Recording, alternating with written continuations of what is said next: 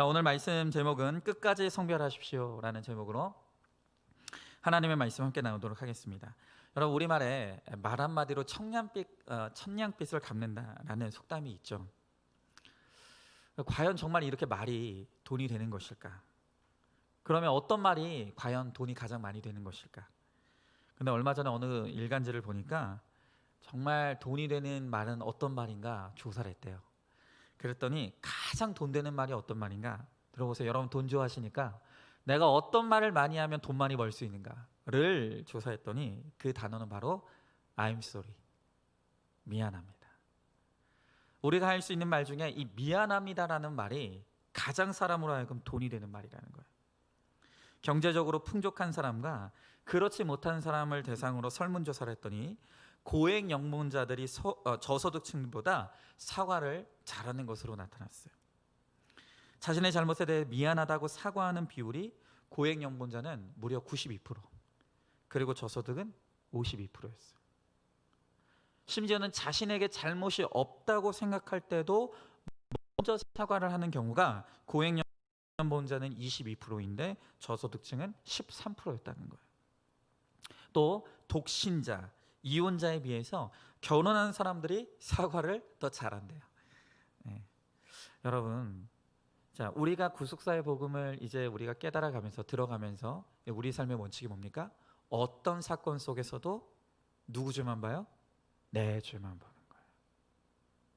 우리는 이제 하나님의 뜻이 어떤 사건 속에서, 심지어는 도대체 내 잘못이 뭔지 모르겠는 것 같은 그런 억울한 것 같은 상황 속에서도 우리는 말씀으로 내 죄를 보는 거룩의 작업을 이루어가는 것이죠.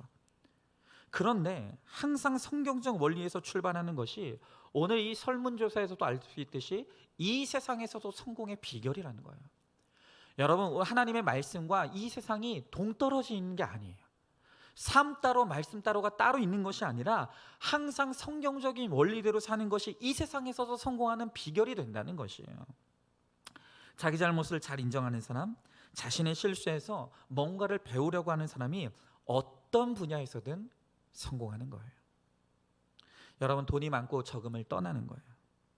그거와 상관없이 미안하다는 말을 못하는 이유가 뭘까?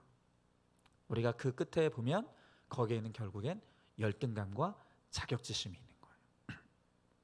이 설문 결과를 조사한 이 분석가에 의하면 성공한 사람들이 사과를 잘하는 이유는 내가 그렇게 사과하는 것이 나의 경력에 흠이 되지 않는다고 생각하기 때문이라는 거예요. 내가 다른 사람한테 사과한다고 해서 내가 깎이는 게 아니라는 거예요. 내가 손해보는 게 아니라는 거예요. 그래서 기꺼이 사과한다는 것이죠. 자존감과 자신감을 가진 사람이 미안하다는 말을 잘해요. 다시 말하면 왜 우리가 미안하다는 말을 못합니까? 왜 내가 내 잘못을 솔직하게 인정하지 못합니까? 그것은 지금 내 안에 열등감이 많기 때문이에요. 자격지심이 많기 때문이에요. 여러분, 이렇게 하나님 앞에서 내 죄를 고백하고 사람에게도 미안하다고 용서를 구하며 갈 때 끝까지 성별되어 거룩과 구원에 이를 수가 있다는 것입니다. 여러분, 오늘 이제 이 느헤미야는 마지막 성벽까지 이제 중수하는 그 모습을 보게 됩니다. 우리가 마지막까지 승리하기 위해서, 그래서 거룩과 구원을 이루기 위해서 우리가 어떻게 해야 되는가? 오늘 이제 이 성벽 재건의 마지막 부분 우리가 함께 보도록 하겠습니다. 자, 오늘 첫 번째로 보면 이제 수문의 중수를 봅니다. 자, 26절에 보니까 이렇게 나와 있죠. 그때 느디님 사람은 오벨에 거주하여 동쪽 수문과 마주 대한 곳에서부터 네민 망대까지 이르렀느니라 그랬어요. 자, 이 수문이라는 것은 성령이 충만히 강처럼 흐르는 것, 강 같은 평화를 누리는 것이에요. 자, 수문과 마주 대한 곳에서부터 망대까지 느디님 사람들이 오벨에 거주하여 미쳤다라고 말하고 있어요. 여러분, 이 느디딤 사람들은 어떤 사람들이냐면 저번 주에 보았던 이 기브온에 속하여서 여호수아 시대 이후로 이스라엘에 종살이하던 민족들이 바로 이 느디딤 사람들이었어요. 그들은 주로 성전에서 허드렛 일을 하는 종으로 살다가 이스라엘이 바벨론 포로로 잡혀가면서 함께 포로가 되었던 것이죠.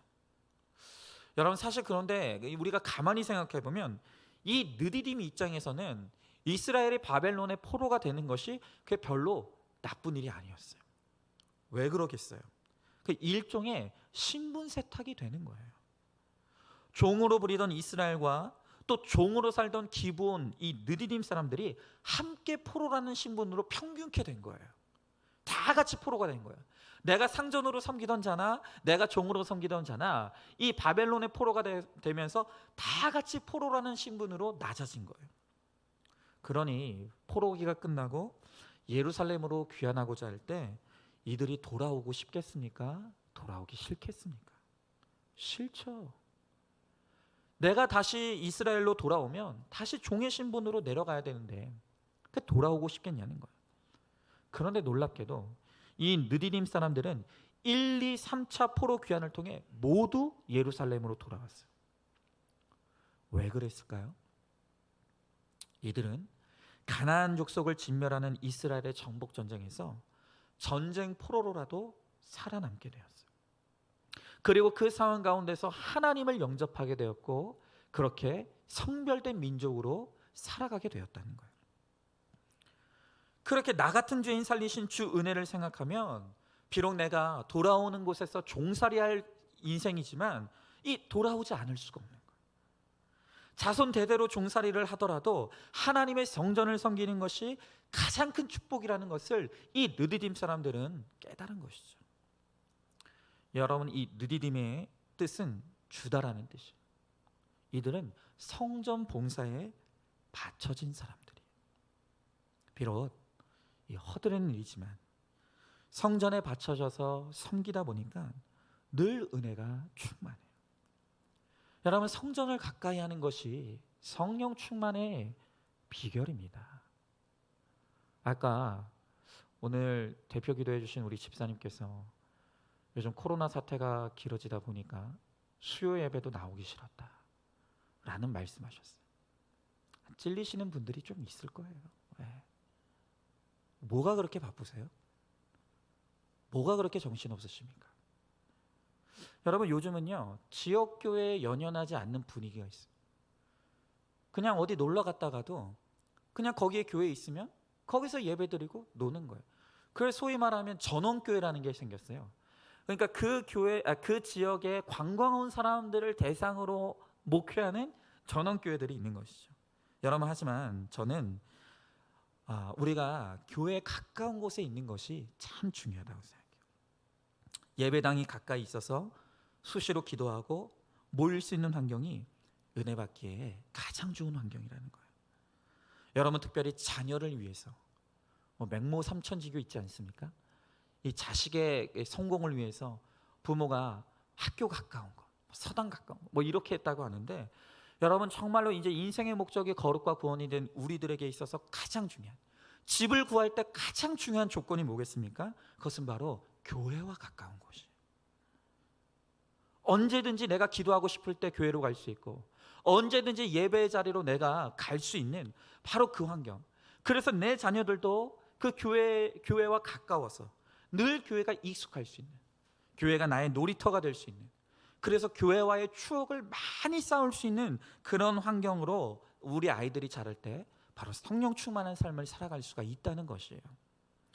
여러분, 이 느디딤처럼 출신이 형편없고 부모가 형편없고 돈이 없고 빽이 없어서 이렇게 하나님의 성전이 요새가 되게 될 때 하나님께서 그 인생을 지켜주시는 거예요. 이 느디딤이 종의 신분을 가지고 하나님의 전을 사모했던 것처럼 가난하고 형편없는 환경이 하나님의 성전을 사모하게 하는 오벨의 요소가 돼요. 자, 한번 질문해 보시죠. 느디딤 사람은 중수했다는 말 없이 오벨에만 거해도 수문의 성령 충만함을 누렸습니다. 나 같은 죄인 살리신 주의 은혜가 요새가 되어서 그 은혜에 거하며 성령 충만을 누리고 계십니까? 자, 두 번째로 이제 마문의 중수함을 봅니다. 28절에서 29절 상반절까지 보니까 마문 위로부터는 제사장들이 각각 자기 집과 마주대한 부분을 중수하였고, 그 다음은 임멜의 아들 사독이 자기 집과 마주대한 부분을 중수하였고 그랬어요. 여러분, 이 마문이라는 말은 말이 통과하는 문이다라는 뜻이에요. 마문은 제사장들이 직접 나서서 자기 집과 마주대한 부분을 중수했어요. 이 당시의 말이라는 것은 지위와 권력의 상징이에요. 그런 의미에서 이 제사장들이 마문을 중수했다라고 하는 것은 권위를 내세우지 않고 능동적으로 성벽 중수에 함께 동참했다는 것을 보여주는 것이죠. 여러분, 교회에는 권위라는 게 없어요. 세상에서는 권력도 있고 권위도 있을지 모르겠지만 교회에서는 누구나 다 평균케 되는 은혜가 임하는 곳이에요. 목회자라고 사역자라고 권위를 내세우지 말고 자기 몸과 시간을 희생하며 성도들을 섬기는 것이. 각자 은사가 달라서 이 목회자로서 가르치는 입장에 선 것뿐이지 그게 역할의 차이지 그 역할 자체가 대단한 것은 절대로 아니라는 거예요. 교회 안에서 권세자로 지휘자로 행세하는 것은 그것 때문에 자신도 죽고 공동체도 죽게 만들어요. 교회 안에서 권위가 죽어야 영적으로 살아나요. 여러분, 이렇게 마문을 중수한다는 것은 세상의 권세와 지위에 초연해지는 일을 의미합니다. 제사장부터 권위를 내려놓는 거예요. 팔을 걷어붙이고 가장 험한 일에 앞장서는 거예요.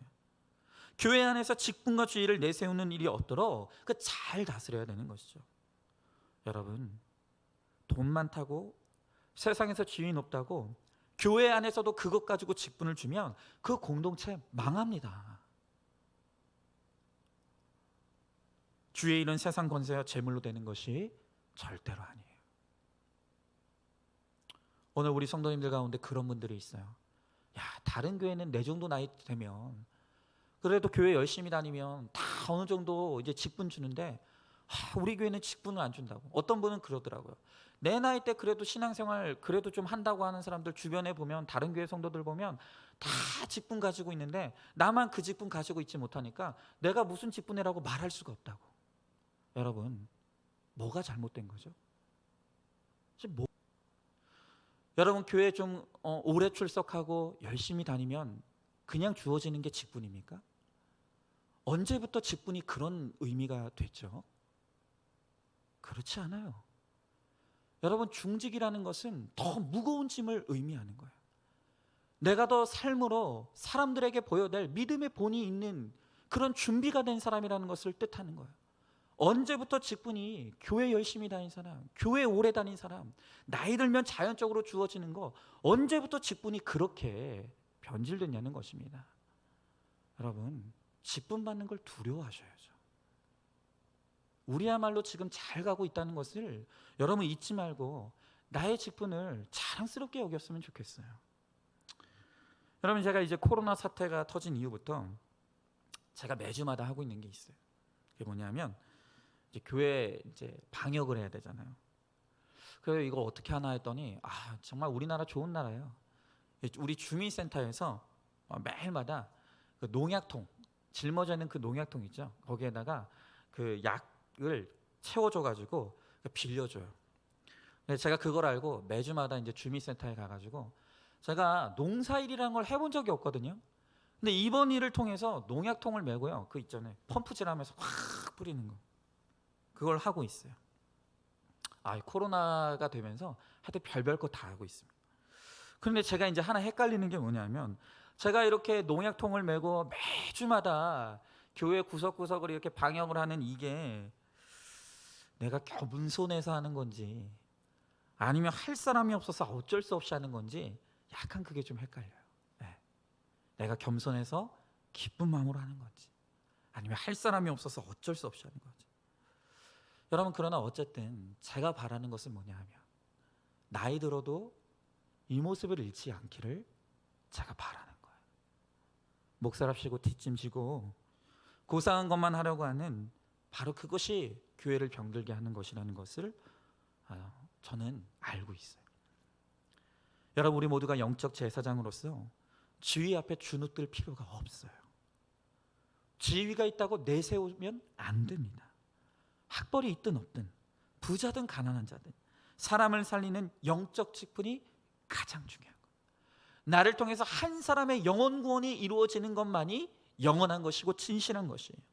지위 학벌에 관계없이 말 타는 자리에서 내려와서 몸서 헌신하는 성별된 삶을 살기를 소망해요. 여러분, 한번 질문해 보시죠.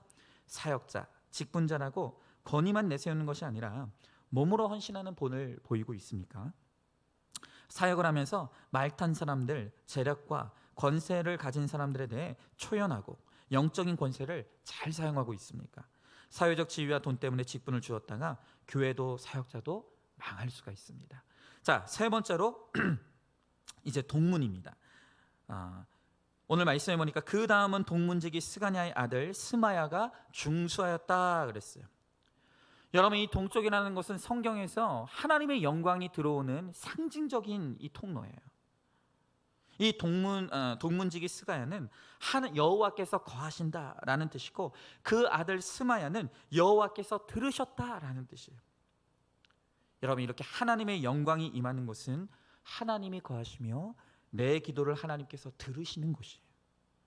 말씀과 묵상과 기도로 하나님과 친근하게 지내는 것이 바로 영광이 임하는 인생이라는 거예요. 여러분, 하나님과 친근하다는 게 그게 뭡니까? 날마다 모든 것을 하나님께 아뢰고 하나님의 음성을 듣기를 힘쓰는 거예요. 하나님께서 내 기도를 들으시고 모든 상황과 사건을 해석해 주시는 것이죠. 여러분, 오늘 간증해 주셨던 오늘 이 집사님도 어머니가 8층에서 떨어지는 이 사건이 어떻게 인간적인 생각으로 해석이 되겠습니까? 그러나 말씀 가운데 있기에, 공동체 가운데 있기에 바로 그것에서 하나님께서 그 어머니를 구원해 주셨음을, 그리고 어머니께서 마지막으로 예수 닮은 사랑의 모습을 보여주시다 사명 감당하고 가셨다는 것을 온전히 고백할 수가 있는 것이죠. 여러분, 그래서 영광이 임한다는 것은 다른 것이 아니라 모든 일을 하나님의 시각으로 바라보는 것, 사건에 대해서 올바른 견해를 갖는 것이 바로 여호와의 영광이 임하는 인생의 모습이라는 거예요. 자, 30절 상반절을 보니까 그 다음은 셀레미야의 아들 하나냐와 살랍의 여섯째 아들 하눈이 한 부분을 중수하였다 그랬어요. 여러분, 여기 이 하나냐의 아버지 셀레미야의 뜻은 여호와께 감사라는 뜻이에요. 이 셀레미야는 모든 일을 하나님의 시각으로 바라보고 하나님의 시각으로 바라보니 감사할 것밖에 없는 인생이 되더라는 거예요. 여러분, 이렇게 아버지 셀레미야가 모든 견해를 올바른 견해로 모든 것을 감사함으로 살아갈 때 오늘 그렇게 그 아들 하나냐도 하나님의 동쪽 이 중수에 참여하게 되는 거예요. 범사에 감사하는 그 아버지 밑에서 하나님께 헌신하는 자녀가 나오더라는 거예요. 여러분, 내 자녀가 나예요. 내 자녀를 보면 내 인생의 결론을 알 수가 있는 거예요. 그러므로 문제아는 없고 문제 부모만 있다는 것을 날마다 인정하면서 어디서 이런 자식 나왔냐고 말하지 마시고 바로 이 자녀가 내 아들이라는 것, 내 딸이라는 것만 인정하면서 회개했으면 좋겠어요. 그런데 오늘 보니까 또 다른 아버지 살랍은 이 이름의 뜻이 상처와 균열이라는 뜻을 가지고 있어요. 그런데 그의 아들 중에 여섯째 아들인 하눈이 또 성벽 중수를 참여하고 있죠. 여러분, 상처 주는 아버지 밑에서도 은혜롭다는 뜻을 가진 하눈이 나왔어요. 골짜기에서 분문까지 힘들고 비천한 부분을 중수했던 하눈이 여기 와서도 한 부분을 중수하고 있는 거예요. 여러분, 여기에 보면 감사하는 아버지 셀레미야에서도 하냐나라고 하는 은혜의 자식이 나올 수도 있지만, 그러나 상처 주는 아버지 안에서도 오늘 하눈이라고 하는 하나님의 성벽을 중수하는 오늘 그러한 자녀가 나올 수가 있다는 거예요. 여러분, 누구의 부모이고 내가 어떤 환경에 살았는지는 중요하지 않아요. 오늘 우리가 우리의 환경에서 주님을 만나는 것이 중요한 것이죠. 여러분, 이제 우리 믿음의 사람들은 부모 탓하지 않아요. 조상 탓하지 않아요. 환경 탓하지 않아요. 오히려 내가 정말로 힘들다고 생각하는 나의 부모 때문에, 나의 조상 때문에, 나의 환경 때문에 내가 하나님의 위로를 받는 하나님의 자녀가 되었다라고 한다면 바로 내가 이 세상에서 가장 행복한 사람이라는 것을 우리는 인정해야 되는 거예요. 언제까지 과거의 상처에 매여서 우리가 그렇게 살아가겠냐는 거예요. 여러분, 더 이상 과거는 우리의 원망의 대상이 될 수가 없어요. 내가 그 힘든 환경을 통해서 예수 만났기 때문에 오히려 그것이, 내 과거의 힘든 환경이 이제는 나의 감사의 고백이 되어야 되는 것이죠. 부모가 상처를 주고 형제들이 외면해도 하눈이 성전의 역사에 중요한 인물이 되는 거예요. 세상이 뛰어넘을 수 없는 환경을 예수 그리스도의 가치관으로 뛰어넘을 때 바로 무너진 우리의 가정이 회복되는 거예요. 자, 30절 하반절에 보니까 그 다음은 베레가의 아들 무슬람이 자기의 방과 마주대한 부분을 중수하였다 그랬어요. 자, 여기에 보면 베레가의 아들 무슬람이요, 자기의 방과 마주대한 부분을 중수했다라고 했는데, 여기 이 개역 개정에서 자기 방이라고 한 것을 사실 예전 개역 한글 성경에는 침방, 침실이라고 그렇게 번역해놨어요. 저는 이 부분만큼은 예전 성경이 번역이 훨씬 더 낫다고 생각해요. 여러분, 이 성벽 중수의 마지막에 침방이 언급돼요. 우리가 반드시 기억할 것은 무너진 가정을 중수하는데 특별히 중요한 부분이 바로 이 침방 관리라는 거예요. 부부로서, 부모로서, 미혼의 자녀로서 나의 침방을 잘 관리하는 것이 거룩하게 구별되는 성별인 거예요. 잠자리가 거룩해야 가정이 거룩하게 지켜지는 거예요. 여러분, 잠은 집에서 자야 돼요. 이 굉장히 정말 이 상징적인 의미가 있는 거예요. 잠은 집에서 자는 거예요. 결혼한 다른 사람들이 내 아내와 함께 눕는, 내 남편과 함께 눕는 그 잠자리에 다른 사람을 들이면 안 돼요. 우리 미혼의 청년들도 마찬가지. 미혼의 청년들의 침방은 언제나 나만 잠드는 곳이에요. 그런데 나 혼자 잠들어야 될 나의 침방에 아직 결혼하지 않은 미혼의 청년들이 다른 사람을 들인다라고 한다면 엄청나게 이 우리의 거룩은 훼손되는 것이죠. 여러분, 거룩하라고 해서 교양있게 점잠 빼는 게 아니에요. 하나님께서 남자와 여자로 주신 역할에 부부가 서로 충실한 것이 거룩이고 경건이에요. 그래서 어떤 목장에서 보면요, 뭐 제가 이게 나눔을 보면은 이 각방 쓰는가 한방 쓰는가 이런 것까지 다 체크하시는 분들이 있더라고요. 그거 옳은 거예요. 그거 옳은 거예요. 여러분, 지금 저희도 그 아이들이 그 어리다 보니까 그 한 침대에서 내 식구가 다 잘 수 없잖아요. 그래서 한 명씩, 자녀 한 명씩 맡아가지고 저희가 따로 떨어져 있었어요. 근데 드디어 이제 아이들이 분리되기 시작했어요.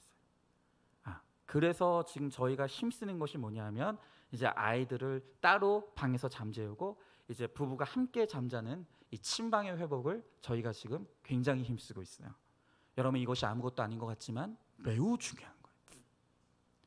나의 잠자리에서 우리 부부가 잠들어 있는 그 거리가 나의 정서적 거리와 결코 무관하지가 않다는 거예요. 여러분, 이 침방 관리에 허점이 생기면 성벽의 구멍이 뚫려요. 그리고 가정이 무너져요. 깨어진 부부관계가 회복되기 위해서 서로의 눈을 마주보고 대화하고 만지고 안아주는 연습이 정말 필요한 것이에요. 침방 관리를 잘해서 하나님께서 맺어주신 한 몸을 회복하는 것이 그 성별의 이 절정인 것이죠. 자, 한번 질문해 봅니다. 믿음의 부모도 상처를 준 부모도 하나님께서 나를 쓰시기 위한 통로인 것을 믿습니까? 특별히 침방 관리가 언급된 것은 가정 중수에서 성에 대한 관리가 중요하기 때문이죠. 부부간의 침방 관리, 개인의 침방 관리를 위해 깨어서 기도하시기 바래요. 자, 네 번째로 이제 마지막으로 한밑갓 문입니다.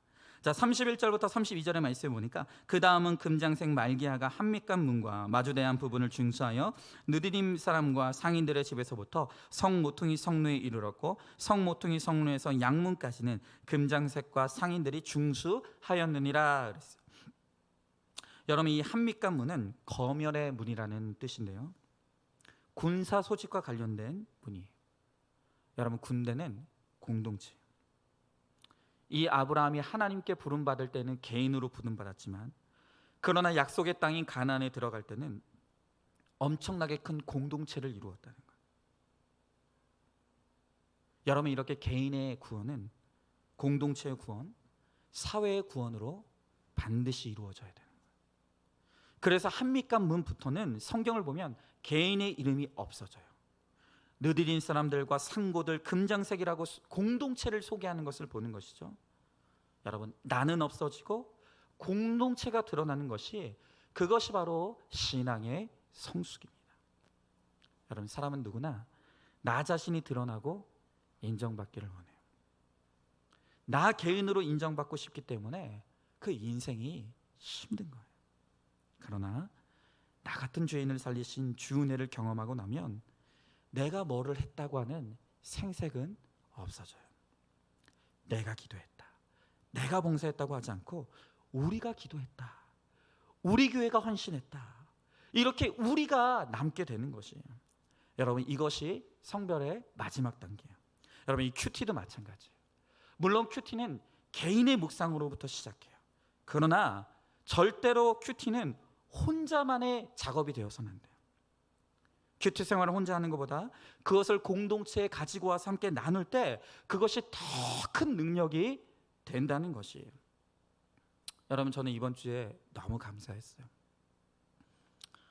우리 교회 한 성도님께서 너무 수치스럽고 힘들 수 있는 사건이에요. 어떤 사건인지 구체적으로 제가 시간이 없으니까 다 말할 수 없어요.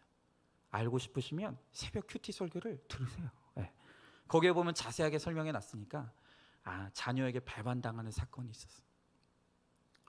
그런데 그 사건 속에서 이 성도님은 말씀을 묵상하고 그 말씀을 묵상하는 가운데 자녀가 나를 배반하는 사건이 내게 있어야 될 일인 것이구나. 이 일은 나의 거룩과 구원을 위해서, 내 자녀들의 구원을 위해서 있어야만 하는 일이구나 라는 것을 깨닫고 그 묵상을 많은 사람들에게 들을 수 있도록 저에게 약재료로 제공해 주시는 그런 은혜를 참 우리가 누렸어요. 여러분, 이렇게 큐티라는 것은요, 자의적인 해석이 될 수 있어요. 그렇기 때문에 내가 지금 큐티를 잘하고 있는지를 공동체에 가지고 와서 나의 묵상을 함께 나누며 내가 말씀으로 내 사건을 잘 해석하는지를 점검받고, 또 내가 말씀을 묵상하면서 은혜 받은 것이 있다면 많은 사람들과 그것을 나누면서 큐티가 안 되시는 분들은 나의 묵상을 통해서 그들이 또 깨달을 수 있도록 돕는, 바로 이것이 공동체의 큐티라는 거예요. 여러분, 어떤 분들은요, 큐티를 비판하면서 이런 말을 하시는 분들이 있어요.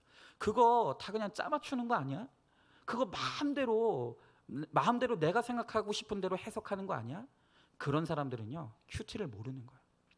우리가 얼마나 그 큐티를 공동체에 가지고 와서 검증받고 또 체크받는지를 모르기 때문에, 이 시스템을 모르기 때문에 그렇게 함부로 비판하는 거예요. 여러분, 진짜 큐티는, 진짜 은혜로운 큐티는 공동체와 함께 나누는 거예요.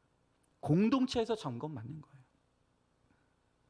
바로 그러할 때 나의 묵상이 큰 능력이 되어서 나만 살리는 것이 아니라 공동체를 살리는 은혜의 통로가 되는 거예요. 여러분, 내 힘으로는 바람 피우는 남편을 용서하기 어려워요. 그러나 목장에서 같이 아파하고 권면해주면 그 힘으로 용서를 결단하게 돼요. 혼자서는 감당하기 어려운 자녀, 질병의 고난도 같이 말씀을 나누고 기도하는 공동체가 있을 때 넉넉히 감사할 수가 있는 거예요. 여러분, 저는 이 부분에서 다시 한번 정말 우리 안산중앙교회 공동체에 너무 감사한 게 있어요. 저 요즘 제 아내가 날마다 고백하는 게 뭐냐면, 여보, 나는 우울증에 걸릴 시간이 없어 그래요. 제 아내가. 무슨 말이냐 했더니, 이 갑상선 암 때문에 이 갑상선을 제거하는 수술을 받게 되면 이 호르몬이 제대로 이렇게 분비가 안 돼가지고 굉장히 많은 분들이 우울증에 빠진다는 거예요. 그런데 제 아내도 충분히 우울증에 빠질 수 있는데, 너무 많은 분들이, 어떤 분들은 힘내야 된다고 음식을 해서 갖다 주시고, 또 어떤 분들은 힘내라고 손수 만드신 것들을 또 이렇게 선물로 주시고, 시시때때로 이런 도움들이 오니까 그 힘을 가지고, 그런 위로의 힘, 격려의 힘, 또 도움의 힘을 가지고 이렇게 자꾸 이렇게 용기를 북돋워 주니까 제 집사람이 하는 말이 뭐냐면, 나는 우울증에 걸릴 틈이 없어. 이 시간을 겪으면서 제 아내가 그런 말을 하는 거예요. 이제서야 나는 공동체가 얼마나 중요한지를 나는 느끼고 있다.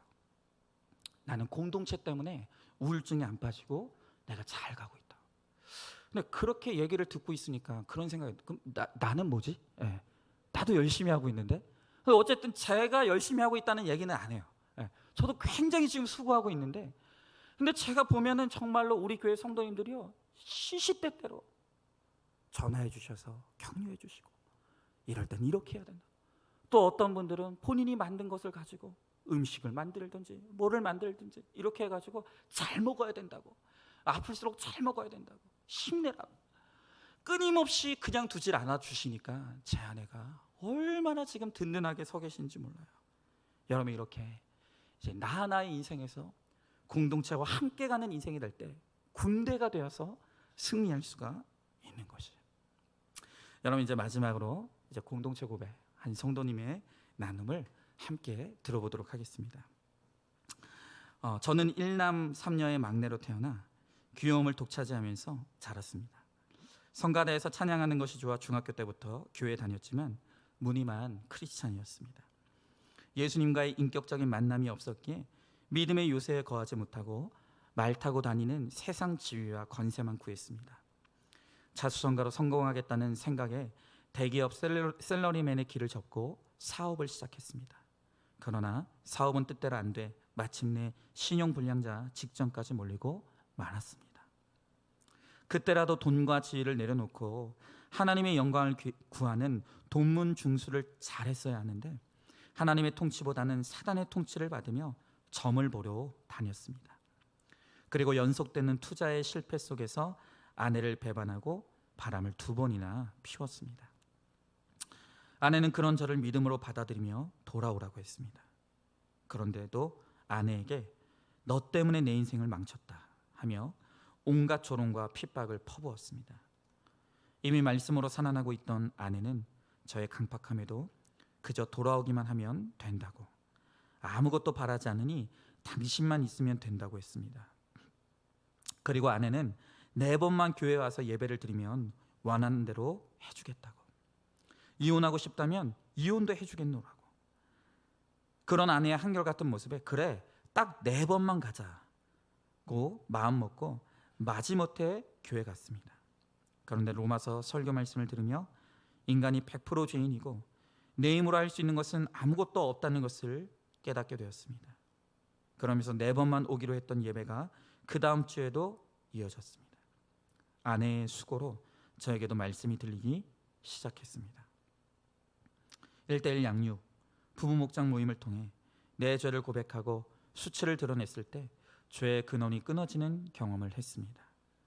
이혼 직전까지 갔던 우리 가정에 여호와의 영광이 임하는 구원의 역사가 일어났습니다. 한밑간 문에 공동체에 잘 묶여 있으니 이제 양문 예배가 회복되고 부부관계와 경제적 상황도 회복되었습니다. 영적인 부자가 되어 목자의 직분까지 감당하게 하신 하나님께 감사와 찬양을 드립니다. 곁에서 인내와 구원을 위해 끝까지 기도해 준 아내에게 고맙고 사랑한다는 말을 전하고 싶습니다. 여러분, 이렇게 구원은 끝까지 견디는 자가 이루어가는 것이에요. 조금 해보고 힘들다고, 내가 언제까지 참아야 되냐고, 내가 뭘 잘못했다고 나만 맨날 희생해야 되느냐고, 그렇게 포기하는 그런 인생에는 구원의 열매가 이루어질 수 없어요. 끝까지 죽는 거예요. 끝까지 희생하는 거예요.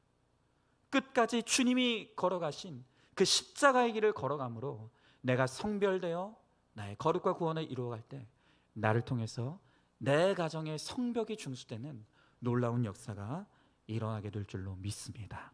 이제 말씀을 마칩니다. 오늘 주님은 끝까지 포기하지 말라고 말씀하십니다.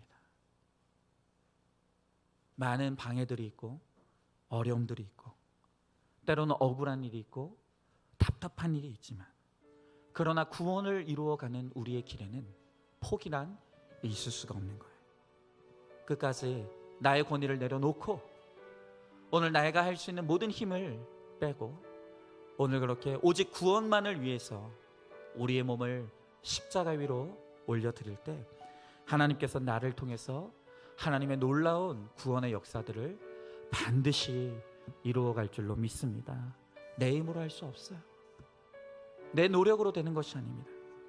오직 하나님의 은혜로만 오늘 이 모든 것이 이루어질 수 있습니다. 오늘 이 시간 오직 예수뿐이네, 이 찬양 같이 찬양하면서 하나님 말씀과 공동체 묻고요, 끝까지 나의 성벽을 준수하며 나갈 수 있도록 은혜를 베풀어 달라고. 오늘 이 찬양 우리 같이 찬양하겠습니다.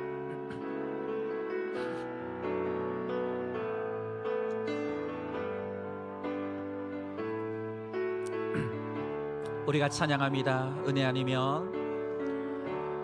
은혜 아니면 살아갈 수가 없네. 호흡마저도 다 주의 것이니 세상 평안과 위로 내게 없어도 오직 예수뿐이. 우리 한 번 더 찬양합니다. 은혜 아니면 살아갈 수 없습니다. 은혜 아니면 살아갈 수가 없네. 호흡마저도 다 주의 것이니 세상 평안과 위로 내게 없어도 오직 예수뿐이네. 크신 계획 다 볼 수 없지만 크신 계획 다 볼 수도 없고 작은 것 안에 지쳐도 주께 묶인 나의 모든 삶 버티고 견디게 하시네. 아멘. 은혜 아니면 살아갈 수가 없네. 나의 모든 것 다 주께 맡기니 참된 평안과 위로 내게 주신 주 예수 오직 우리 처음부터 한 번 더 고백할까요? 은혜 아니면 살아갈 수 없습니다. 은혜 아니면 살아갈 수가 없네. 호흡마저도 다 주의 것이니 세상 평안과 위로 내게 없어도 오직 예수뿐. 크신 계획 다 볼 수 없지만 크신 계획 다 볼 수도 없고 작은 것 안에 지쳐도 우리는 주님께 묶여 있습니다. 주께 묶인 나의 모든 삶 버티고 견디게 크신 계획을 나는 다 알 수 없지만 크신 계획 다 볼 수도 없고 작은 것 안에 지쳐도 말씀과 공동체에 묶여 주께 묶인 나의 모든 삶 버티고 견디게 하시네. 아멘. 은혜 아니면 살아갈 수가 없네. 나의 모든 것 다 주께 맡기니 참된 평안과 위로 내게 주신 주 예수 오직 예수뿐이네. 아멘. 오늘 이 시간 우리 다 같이 기도하기 원합니다. 내가 거룩을 위해서, 내 가정의 구원을 위해서 성벽 중수의 그 힘든 일들을 감당해 오다가 더 이상 못하겠다고 내려놓고 포기하지 않았습니까? 어느새 내 인생의 목적이 흐려져서 먹고 사는 데 치중하고 이 세상의 소망에만 관심을 둔 채로 나의 거룩의 몸부림이 약해지지 않았습니까? 내 가정의 구원을 향한 애통함이 사라지지 않았습니까? 여러분, 깨어나야 합니다. 도대체 구원 없이 그 어떤 것이 성공이고 그 어떤 것이 나의 행복일 수가 있겠습니까? 오늘 나의 성별은 끝까지 가야 합니다. 내 가정의 구원을 위한 나의 구원의 몸부림은 멈출 수 없습니다. 주님께서 다시 깨어나라 말씀하시고 다시 일어나라 말씀하시고 오늘 나의 죽어짐만이 끝까지 버티고 견디는 나의 구원을 위한 적용만이 오늘 내 가정을 다시 살릴 수 있다고 오늘 주님께서 우리들에게 말씀하십니다. 오늘 이 시간 나태해졌던 나의 영혼을 일깨우고 오늘 말씀을 통해서 무뎌졌던 나의 거룩의 걸음이 다시 한번 힘을 얻고 구원을 향한 나의 여정이 하나님 정말 멈춰지지 않도록 하나님 우리들에게 은혜를 달라고 다시 깨어나 예배의 자리로 힘써 나올 수 있게 하시고 다시 한번 큐티의 자리로 나올 수 있게 하시며 기도로서 주님 앞에 나아갈 수 있도록 하나님 우리들에게 힘을 달라고 오늘 다 같이 말씀을 기억하며 함께 기도하며 나아가도록 하겠습니다. 기도하겠습니다. 사랑과 은혜가 충만하신 하나님 아버지, 주님에 대한 사랑과 은혜를 감사드립니다. 하나님 아버지, 오직 예수뿐입니다. 오직 예수 있는 인생만이 아버지 소망이 있고 또 하나님 아버지 기쁨이 있는 인생인 줄로 믿습니다. 예수가 없는 인생은 아무리 이 세상에서 큰 성공과 성취를 거두더라도 아버지 결국엔 멸망일 수밖에 없음을 하나님 고백합니다. 주여 하나님 아버지, 잠들어 있는 우리의 영혼이 깨어나게 하여 주시옵소서. 나태해지고 게을러진 우리의 삶이 다시 한번 말씀으로 일깨워질 수 있게 하여 주시옵시고 아버지 하나님 거룩을 향한 아버지 구원을 향한 아버지 나의 몸부림이 아버지 주의 말씀으로 힘을 얻어 아버지 다시 한번 하나님 그렇게 아버지 나아갈 수 있도록 주여 하나님 아버지 함께 하여 주시옵소서. 주님 우리를 일깨워 주시옵시고 우리가 거룩해져야만 아버지 내 가정이 거룩해집니다. 아버지 내가 구원에 이르러야만 내 가정의 구원에 이를 수 있습니다. 주여 하나님 아버지, 우리가 깨어나게 하여 주옵시고 아버지 하나님 다시 한번 힘을 얻어 아버지 이 거룩의 걸음을 힘차게 걸어 나갈 수 있도록 그리하여 내 가정에 거룩한 성전이 세워질 수 있도록 하나님 아버지 은혜를 베풀어 주시옵시고 주여 하나님 아버지 함께 하여 주시옵소서. 깨어나게 하여 주시옵소서. 아버지 안에 힘을 얻게 하여 주시옵소서. 다시 한번 일어날 수 있도록 하나님 은혜를 베풀어 주시옵소서. 주여 역사하여 주시옵소서. 아멘. 믿습니다.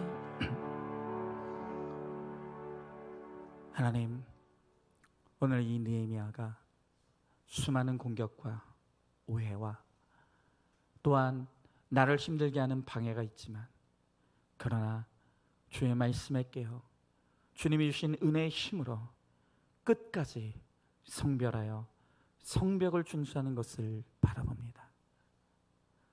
오늘 우리의 성도들 가운데 오늘 이 코로나의 힘든 시간을 겪으며 내 영혼이 잠들고 내 영혼이 나태해지고 또한 내가 게을러져서 영혼 구원을 향한 애통함이 사라지고 내 가정의 구원을 향한 나의 몸부림이 흐려지며 또한 생색과 원망이 올라와 불평함으로 일관하고 있지는 않았습니까?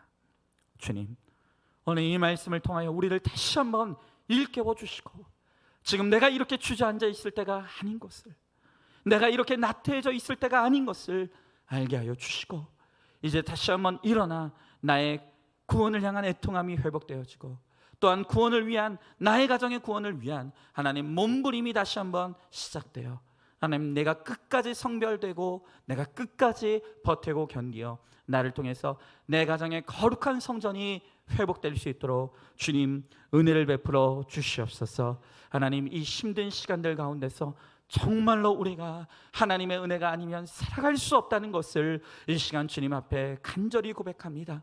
주여 우리를 불쌍히 여겨 주시옵시고 주님 앞에 간절한 마음으로 주의 은혜를 간구하는 사랑하는 성도들 가운데 함께하여 주셔서 하나님 이 힘든 시간들이 속히 지나가게 하여 주시옵시고 우리가 마음껏 모여 예배하던 그 은혜가 회복되어서 하나님 그렇게 함께 거룩과 구원을 이루어 나가는 우리의 공동체가 되어질 수 있도록 은혜 베풀어 주시옵소서. 믿사오며 사랑이 많으신 우리 예수님 이름 받들어 기도드리옵나이다. 아멘.